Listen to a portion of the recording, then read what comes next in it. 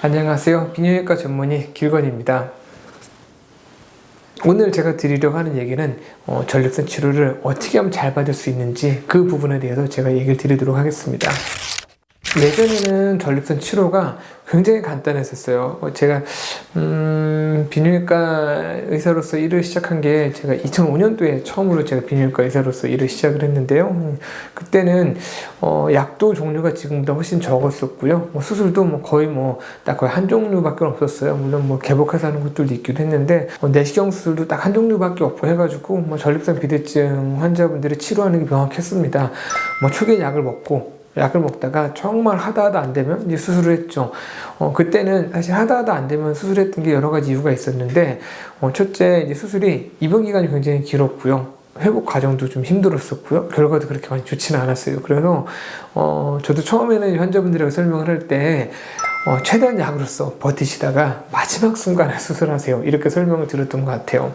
그런데, 어느 순간부터, 그런 술기들이 또는 장비들이 굉장히 많이 발달을 하고 약도 굉장히 많이 나오더라고요. 그래서 요새는 환자분들이 오시면 첫째 약을 먹을 수도 있고요. 그리고 간단한 시술 같은 것들 중에 리줌이라는 치료들도 있고, 그리고 또 결찰술이라고 해서 묶어주는 그런 치료들도 있고요. 이제 스탠다드라고 할 수 있는 그런 레이저로 이렇게 잘라내는 그런 수술도 있고요. 그런 로봇 수술 같은 것들도 나온 게 있어서 종류가 굉장히 많습니다. 그러면 환자분들이 정말 열심히 유튜브 갖고 공부를 해서 오시는데요. 보면 말씀하시면서도 본인들도 굉장히 헷갈려 하시는 것 같아요. 제가 이 환자분들에게 가장 사실 얘기를 드리고 싶은 건 그래요. 사실 이런 시술들이 정말 최근에 계속 급격히 나오고 있고요. 각각의 시술마다 장단점들이 분명히 있습니다. 그래서 비뇨기과 선생님들 중에도 이런 치료들을 다 경험해보지 못하신 분들도 굉장히 많거든요. 그러면 각각의 치료의 장단점이 분명히 있는데 보통 이제 의사들이 약간 그런 게 있어요. 내가 이런 것들을 위주로 하면은 그거 위주로 모든 것들을 좀 치료하려는 좀 경향이 좀 있는데, 그래서 치료를 받을 때도 내가 좀 한 가지에 좀 초점이 맞춰져 있는 병원을 좀 가게 되면은 그 한쪽으로 몰려서 좀 시술을 받거나 수술을 받는 경향이 있기 때문에 그런 것들을 좀 피하는 게 좋은 것 같아요. 그래서 환자분들도 헷갈리는 것만큼 사실 의사들도 굉장히 헷갈릴 때가 많습니다. 다양하게 좀 접하고 할 수 있는 병원에 찾아가서 같이 한번 상의하시면서 고민해 보시는 것도 굉장히 좋을 것 같아요. 이 부분은 제가 좀 더 구체적으로 설명 좀 드릴게요.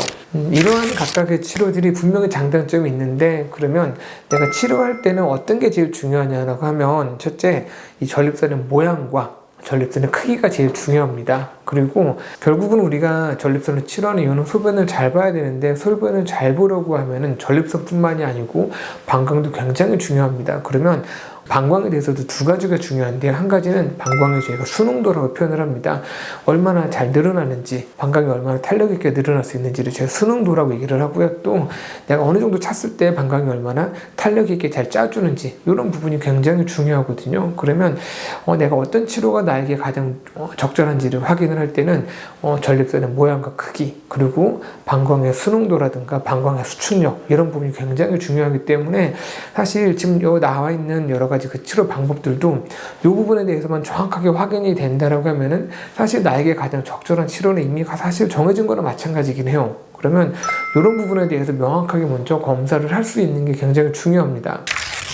우리가 전립선을 볼 때는 염증이나 암 이런 것들이 있는지는 기본적으로 검사를 하게 되지만, 비대증만을 치료하기 위해서는 볼 때는 그 전립선의 모양이나 크기를 확인하기 위해서 전립선에 대한 초음파를 보고 전립선에 대한 내시경을 봐서 실제로 크기가 얼마만 하고 모양이 얼마만 하고, 또 모양도 같은 모양이라 하더라도 또 단단한 정도라든가 이런 것들을 명확하게 확인하기 위해서는 그 내시경 같은 것들을 통해서 그런 전립선의 그런 약간 질감이라고 저는 이제 표현을 하는데, 그런 부분까지도 정확하게 아는 게 이제 중요할 것 같습니다. 방광을 확인하기 위해서는 내시경을 통해서 역시 또 방광을 같이 확인할 수 있어요. 그리고 방광의 수능도라든가 방광의 탄력이나 이런 것들을 하기 위해서는 요역동학 검사라고 하는 검사를 하게 됩니다. 이 요역동학 검사는 굉장히 이름도 좀 복잡하잖아요.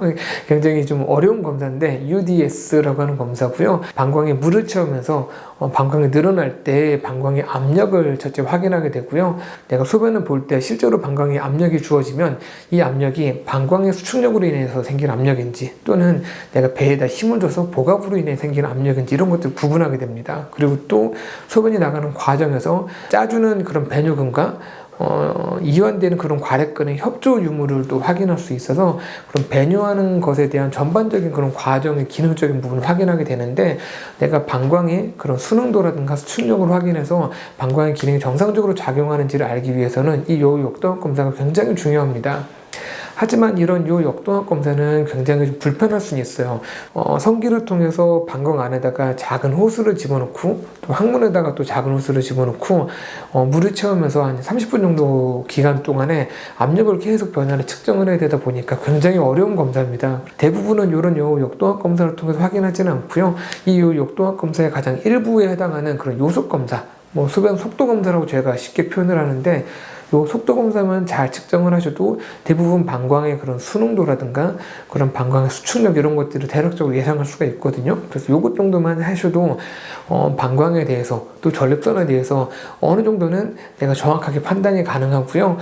충분히 전립선에 대해서 또는 배뇨에 대해서 경험이 많으신 원장님을 보시게 되면은 이 정도만 검사하시면 본인이 정말 그런 수증기로 전립선을 쪼그라뜨리는 리튬이 적당할지, 아니면 결찰술 또는 워터젯 같은 그런 수술 또는 이제 홀랩이 적정할지를 정확하게 알 수가 있으십니다. 그래서 환자분들이 내가 어느 치료가 가장 적절할지, 사실 이 부분은 검사를 제대로 하지 않으면 의사들도 굉장히 헷갈립니다. 정말 유튜브 같은 걸 정말 보고서 어떤 시술이 내가 꼭 좋을 것 같아, 열심히 공부하는 것도 물론 중요하긴 하지만은요, 꼭 그런 시술을 보고서 병원을 찾아가시기보다는 믿음이 가신 그런 비뇨기과 선생님들을 찾아가셔서 그 선생님과 내가 과연 이런 것들이 불편하고 이런 것들이 어느 정도 좋아졌으면 좋겠어 라고 하는 기대치를 가지고 그런 원장들과 상의를 하시면은 필요한 검사를 통해서 본인에게 약이 적절하든 좀 전에 4가지 그런 설명드렸던 그런 치료 방법이 적절한지를 볼 수 있으실 것 같고, 거기에 대해서